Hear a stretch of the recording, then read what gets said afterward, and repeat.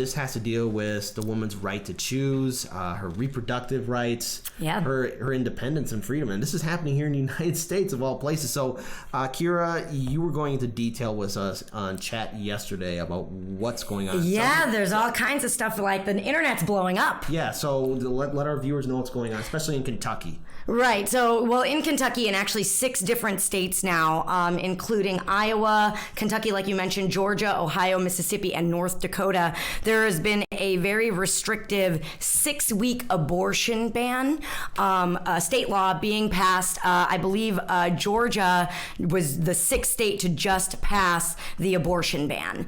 And so basically, you know, what we see is a lot of very conservative states, red states mostly, all red states really, doing everything that they can to essentially bring this issue to the Supreme Court. So now, you know, the bigger game here isn't necessarily to create a 6-week abortion ban, 6 weeks, you can only be pregnant 6 weeks before you decide to have an abortion, is the law. And it is punishable as well. So I want to include that inside of these bans. So what these 6 states are setting up are opportunities to go to the Supreme Court, which is now a conservative Supreme Court with the election of Kavanaugh just recently, to basically reverse Roe versus Wade, which has been the 40-year Supreme Court precedent that assured women the right to an abortion. And Roe versus Wade has always assured a woman a right to an abortion within certain restrictions that, basically we as a society would deem reasonable. Right? And so, a lot of that conversation starts to convene around a conversation for viability outside of the womb. And that really is the conversation that these 6 states are glomming onto inside of these laws right now. So that's the conversation that we're starting to hear on a larger scale, saying like, well, science is saying now that 6 weeks inside the womb, we're starting to hear a heartbeat, and when you look a little bit further, you start to learn that actually, yes, science is starting to get so good that we're detecting cellular electricity at 6 weeks in. Mm-hmm. Think about what a heartbeat is representative of. A heartbeat is representative of a cardiovascular system. Mm-hmm. And I'm telling you right now, there's no heart formed at 6 weeks, nor is there a cardiovascular system, nor is there even a brain to parade the kid around. This kid is not going to be viable outside of the womb. Mm-hmm. So that's just, it's just an illegitimate argument to begin with. But, what you're seeing more and more are, these conservatives and conservatives in general on a lot of issues, taking these little statements that they can point to and hyperlink to where, their readers probably won't go and do the further research that there is to do to really understand the full, what this law is putting into place. So viability outside the womb at 6 weeks would be that we're able to take this glob of cells out of a woman and actually have that thing live outside of her, and that is not what the science is pointing to. And I really do see this being a very dangerous space to be stepping into, with a 5-4 Supreme Court, essentially, right. A conservative Supreme Court, and we see that ever since, especially since Trump has taken office, that stocking up these courts, not only at the highest level of the land, but all of the other courts as well, has been one of their big that's been their strategy. I kind of rewind back the clocks of 2016 to where the Democrats had a chance to still appoint one of their own representatives into the Supreme Court. Mind you, this person was a corporatist all the way through, but now we have a serious issue to where Roe v. Wade could be challenged. Mm-hmm. And look, when we talk about denying a woman's right for her own reproductive freedoms, there's a lot of issues that come with it, because most notably there's a story where an 11-year-old girl was raped, and now she is basically the law, I think it happened either in Kentucky or some other mm-hmm. state, to where she is going to have her rapist child. Mm-hmm. That's madness at 11 years old.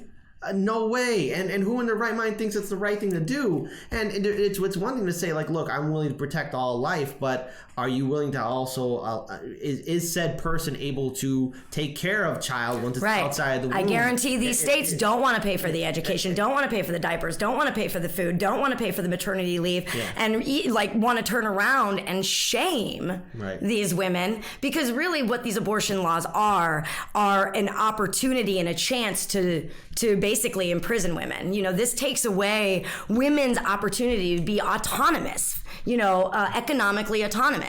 If we're forced to have children, when we are pregnant, that takes a lot of opportunity away from us.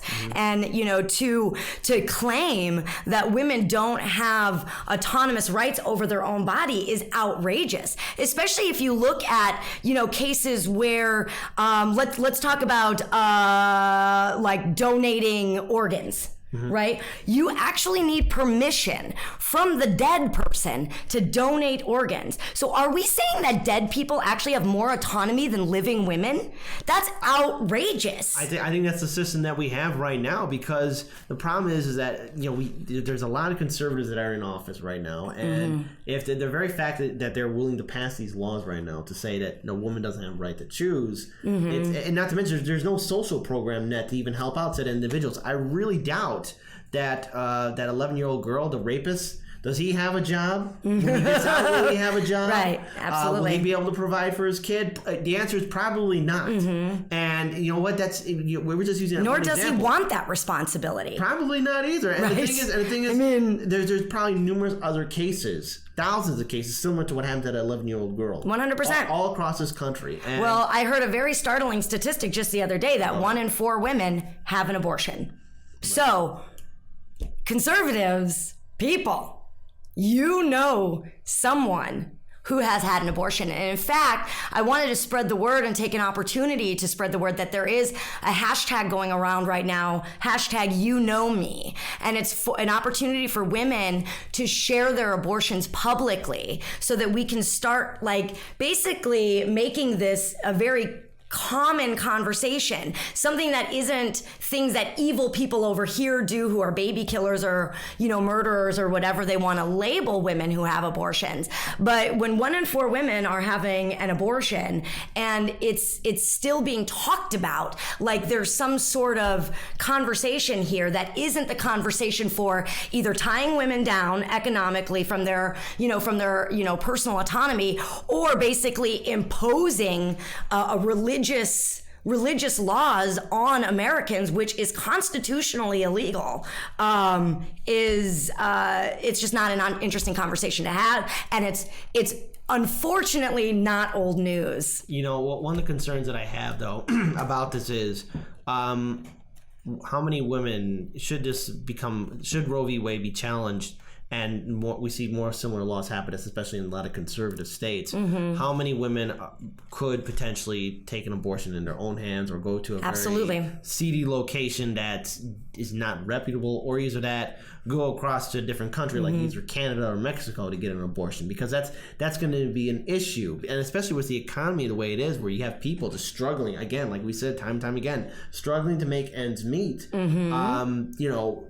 Having a child is really expensive. And if it's an unwanted child, I can only imagine the mental trauma and physical trauma that a woman or young girl is going through. And we have to respect their own sovereign right and independence for their own choices. And I again, this is where people got to step up and get involved with the land. But I want you to have the final note. Yeah, like I mentioned before, it is very scary that this is actually a conversation we're having. I remember back in 2004, 2003, when I was a senior in college, I actually drove to DC to walk in one of the largest marches on the Capitol when Roe versus Wade was in danger at that time for I believe it was states' laws, pushing to have more and more power in that realm. And it's just interesting to me that 16 years later here today, I'm talking about the very same thing, and I'm actually in an even more precarious and dangerous position with it. And I think that as long as we continue to speak up, continue to use the internet, continue to listen to each other's stories, and just be open to like people's life experiences, and that there's no way that you can know what it's like to walk in somebody else's shoes until you've done it. And until then, all that we can really do is support each other and really lift each other's voices and make sure that everybody's heard.